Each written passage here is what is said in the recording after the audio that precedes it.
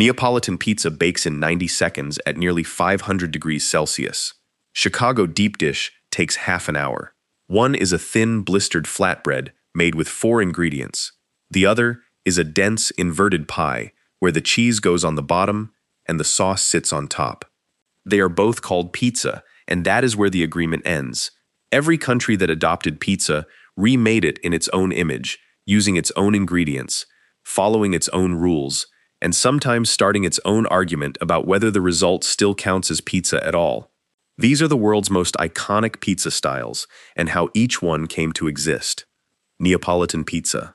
The story starts in Naples, where pizza first appeared in the 18th century as cheap street food for the city's working poor.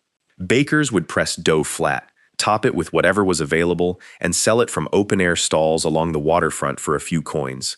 The 2 original varieties are the marinara, topped with tomato, garlic, oregano, and olive oil, and the margherita, topped with tomato, mozzarella, and fresh basil. The margherita comes with a famous origin story. In 1889, a pizzaiolo named Raffaele Esposito supposedly made 3 pizzas for Queen Margherita of Italy during a royal visit to Naples, and she loved the one that matched the colors of the Italian flag: red tomato, white mozzarella, green basil. The problem is that the only evidence for this story is a royal thank you letter displayed at Pizzeria Brandy in Naples, and historians have since found serious issues with the seal placement, the handwriting, and the fact that the letter never actually mentions tomato, mozzarella, or basil at all. Recipes for that exact combination already existed before 1889. The patriotic backstory appears to have gained traction only in the 1930s and 1940s. What is not disputed is how seriously Naples takes its pizza. The Associazione Verace Pizza Napoletana, founded in 1984, codified strict rules that still govern the craft today. The dough can contain only 4 ingredients: flour, water, salt, and yeast. The pizza must be baked in a wood-fired oven where the floor reaches around 430 degrees Celsius and the dome around 485, for no more than 90 seconds. Only specific tomatoes and mozzarella qualify. San Marzano tomatoes grown in the volcanic soil near Mount Vesuvius, and either buffalo mozzarella from Campania or certified fior di latte from cow's milk.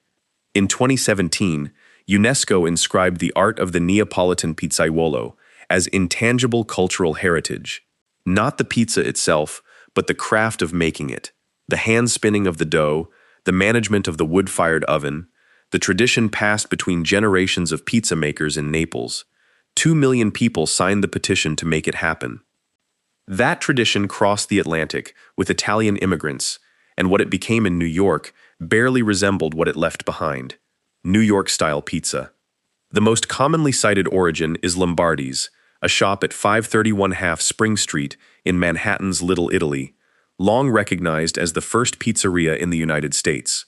The date given is 1905, but research by pizza historian Peter Regas found that the shop's founder, Gennaro Lombardi, arrived in America only in November 1904 at age 17, listed as a laborer. Evidence suggests another Italian immigrant, Filippo Milone, may have been selling pizza in New York even earlier. What is clear is how dramatically the adaptation changed the food. New York pizza makers swapped wood-fired ovens for coal-burning brick ovens, replaced Italian buffalo mozzarella with American cow's milk cheese, and stretched the dough thinner and wider to serve a city that ate on the move. The result is a large, foldable slice with a thin, chewy crust. The classic New York fold creates a V shape that supports the toppings, channels the grease, and lets you eat with one hand while walking down a Manhattan sidewalk. New Yorkers are famously convinced that the city's tap water makes the crust special. Companies even sell devices claiming to replicate it for out-of-state bakeries. But there is no published study confirming the effect, and bakers in other cities routinely produce identical dough with different water. The real advantage is probably simpler. New York has so many skilled pizzerias competing on every block that the standard stays high through sheer competition. The dollar slice, a distinctly New York invention, took off during the Great Recession around 2008, pioneered by shops like Two Bros, Pizza on St. Mark's Place. The business model runs on razor-thin margins and massive volume, and the name stuck even as prices have climbed well past $1. New York folded its pizza. Chicago buried it. Chicago deep dish. This style was created at Pizzeria Uno on East Ohio Street in Chicago, which opened on December 3, 1943. The popular story credits Ike Sewell, a former college football player from Texas. But historical records suggest the actual inventor was more likely his partner, Rick Ricardo, who signed the original liquor license stating he had no partners at all. Others credit the restaurant's cook, Rudy Malnati, or a woman named Alice May Redmond, who may have developed the dough recipe. The honest answer is that nobody knows for certain who made the first one. What is certain is the structure. Deep dish pizza is built upside down in a deep round pan. A buttery crust is pressed into the pan and pushed up the sides like a pie shell. Sliced mozzarella goes directly on the dough. Toppings go on next, usually Italian sausage. Then chunky, uncooked tomato sauce is ladled over the top, completely covering everything beneath it. This inverted layering is not random. It is entirely functional. A deep dish pizza bakes for roughly 30 minutes. If the cheese sat on top, exposed to that kind of heat for that long, it would scorch and burn. The tomato sauce acts as a protective layer, shielding the mozzarella underneath from the oven's heat, and the cheese on the bottom creates a fat barrier between the wet sauce above and the thick crust below, preventing the dough from turning soggy. Every layer is where it is for a practical reason. For comparison, a Neapolitan pizza bakes in 90 seconds, a New York pie takes roughly 8 to 10 minutes, a Chicago deep dish bakes 20 to 40 times longer than a Neapolitan pizza. Jon Stewart once declared on television that Chicago deep dish is not pizza. He called it a casserole. The debate has never been settled, and depending on which city you are standing in, it was never meant to be. Chicago bakes its pizza in deep pans. Detroit bakes its in trays that were built for auto parts. Detroit-style pizza. This style was created in 1946 at Buddy's Rendezvous, a former speakeasy on 6 Mile Road, owned by a man named Gus Guerra. The recipe came from Guerra's wife Anna and a Sicilian employee named Connie Piccinato, both drawing on the Sicilian sfinzione tradition of thick, spongy, pan-baked pizza. The defining feature is the pan itself. The signature rectangular shape came from blue steel utility trays manufactured in the 1930s and 1940s for use in Detroit's automotive factories. These heavy trays were designed to hold small metal parts and scrap on the factory floor. Standard baking pans could not produce the right crust, but the thick industrial steel conducted heat intensely, producing a result that was crispy on the outside and pillowy on the inside. Some of those original factory trays are reportedly still in use at Buddy's today, over 75 years later. The cheese is what makes Detroit style immediately recognizable. Wisconsin brick cheese is spread all the way to the edges of the pan, where it melts against the hot steel walls and caramelizes into a crispy, golden, lacy crust called frico. That caramelized cheese edge is the single most distinctive element of the entire style. The sauce goes on last, ladled in 2 or 3 thick lines across the top that locals in Detroit call racing stripes. Detroit reinvented pizza with factory equipment. Rome reinvented it with a pair of scissors. Roman pizza al taglio. Al taglio translates to by the cut, and this style emerged in Rome from the 1950s onward as neighborhood bakeries adapted to a fast-growing city. Large rectangular pizzas are baked in wide metal trays, and when a customer walks up to the counter, they point to the section they want. The baker cuts it with scissors, weighs it on a scale, and charges by the gram. You pay for exactly what you take, not a fixed slice. The dough takes the opposite approach to Neapolitan. Where Naples uses a relatively dry dough and blasts it in a wood oven for 90 seconds, al taglio dough is extremely high hydration, sometimes as much as 85% water to flour, and bakes at moderate temperature in an electric oven for 20 to 25 minutes. The result is an open, airy crumb similar to ciabatta bread, with a crispy bottom from the oiled pan underneath. Early al taglio was dense and forgettable. That changed when a baker named Gabriele Bonci opened Pizzerium in Rome's Prati neighborhood, near the Vatican in 2003. Bonci, sometimes called the Michelangelo of pizza, began fermenting his dough for up to 72 hours using heritage grain flours and cycling through creative seasonal toppings that changed daily. His most well-known creation is a simple potato pizza that made Anthony Bourdain stop mid-sentence on camera. One detail that surprises home bakers is that al taglio is actually better suited to a regular kitchen oven than Neapolitan pizza. The pan format and moderate baking temperature work without any special equipment at all. If you are learning something new, consider subscribing. This channel covers food origins and the stories behind what we eat every day. The pizza traditions that exist outside Italy and America look nothing like what people usually picture when they hear the word lahmacun. This paper-thin flatbread from southeastern Turkey is sometimes called Turkish pizza, but ask anyone in Turkey and they will tell you it is not pizza. It has no cheese. The base is rolled so thin it is almost translucent, and the topping is a finely minced mixture of lamb or beef, onion, tomato, parsley, and regional spices spread across the entire surface in a thin, even layer. The name comes from the Arabic lahm biajin, meaning meat with dough, and the dish has deep roots across the broader Levant region. A 13th century Syrian cookbook from Aleppo contains what scholars believe is the earliest written reference, describing cut-up meat spread on round dough and baked in a stone oven. The Ottoman traveler Evliya Çelebi recorded eating it in Damascus in the 17th century. Lahmacun is not cut into slices.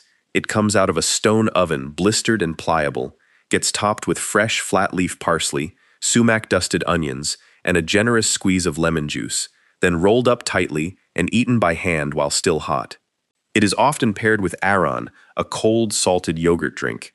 For most of its history, it stayed regional, concentrated around cities like Gaziantep and Şanlıurfa, near the Syrian border, until waves of internal migration brought it to Istanbul from the 1950s onward. It also traveled much further than most people realize. When immigrants from the region moved to South America, they brought the recipe with them. In Brazil and Argentina today, it became esfihá, a common snack sold at bakeries and food courts across São Paulo. Lahmacun crossed borders and changed its name. The next flatbread never really left home, and the people who make it will correct you if you call it pizza. Flammkuchen, also known as tarte flambée in French, this dish comes from Alsace, the historically contested region sitting directly on the border between France and Germany. Every name it carries translates to the same thing: flame cake. The origin is beautifully practical. Farmers and bakers in Alsace used communal wood-fired ovens, heated once or twice a week for bread. Before loading in their loaves, they needed to know if the oven was hot enough. The test was to roll out a thin piece of dough, spread something on it, and slide it into the fire. If the dough baked in a couple of minutes, with the edges charring in the flames, the oven was ready. Over time, bakers started adding toppings to these test pieces, and what started as a thermometer became a dish. Traditional Flammkuchen uses a very thin, cracker-like dough, usually made without yeast, spread with crème fraîche or fromage blanc, then covered with thinly sliced raw onions and lardons, which are small strips of smoked bacon. It bakes at high heat for just a few minutes, until the edges darken and blister, and the center is barely set. Dessert versions exist, topped with sliced apples and cinnamon, but the original savory combination remains the one Alsatians are protective of. Call it pizza in Strasbourg, and you will be politely but firmly corrected. Flammkuchen refuses to be called pizza. The next dish never tried to be pizza in the first place, but travelers keep making the comparison anyway: khachapuri. This cheese-filled bread is the national dish of Georgia, the small country on the eastern coast of the Black Sea, and it comes in several regional variations.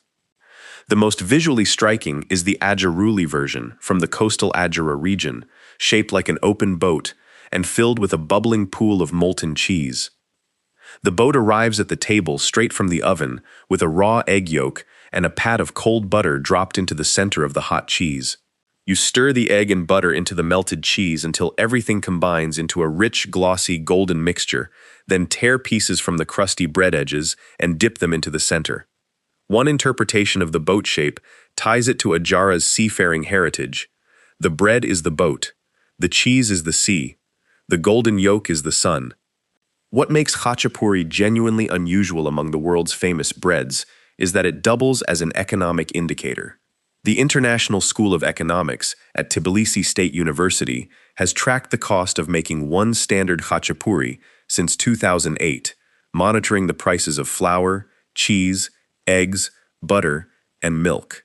The resulting khachapuri index functions exactly like the Economist's Big Mac index, a simple, memorable, edible way to measure how expensive daily life has become in Georgia. The country also celebrates a National Khachapuri Day every February 27th. Georgia measures its economy with cheese bread. Brazil serves pizza for dessert, and nobody thinks twice about it. Sao Paulo pizza. Between 1880 and 1930, a massive wave of Italian immigrants settled in Sao Paulo, bringing their food traditions across the Atlantic. Today, over 30 million Brazilians claim Italian ancestry, nearly half of them concentrated in Sao Paulo state. The first Brazilian pizzeria, Cantina Santa Genoveva, reportedly opened in 1910, and the tradition grew from there into something that barely resembles its Italian origins. Sao Paulo now has more than 6,000 pizzerias, and by some estimates, the city's residents consume roughly 1 million pizzas every day. Brazil even has a National Pizza Day, launched on December 10, 1985. The crusts tend to be thin and crispy, but the toppings are where Brazilian pizza departs from the rest of the world. Catupiry, a soft, creamy Brazilian processed cheese, appears on nearly everything. Popular combinations include shredded chicken with catupiry, hearts of palm, corn, calabresa sausage, and the classic pizza portuguesa, topped with ham, onion, hard-boiled egg, olives, and green peas. Then there are the dessert pizzas. In Sao Paulo, a pizza topped with chocolate, banana, and cinnamon, or Romeo e Julieta, which combines fresh cheese with sweet guava paste, is not a gimmick or a novelty item. It is a standard menu category, ordered after the savory courses as casually as ordering a side dish. Many Brazilian pizzerias use a service model called rodizio, the same all-you-can-eat format found in Brazilian steakhouses. Waiters circulate through the dining room carrying trays of freshly cut slices, offering one variety after another, from savory through sweet, until the table waves them off. There is no quick slice grabbed from a counter. Pizza in Sao Paulo is a slow, social, sit-down event, shared with family and friends over the course of an evening.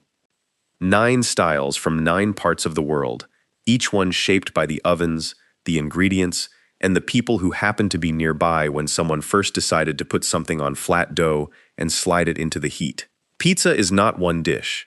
It is an idea that every culture eventually makes its own.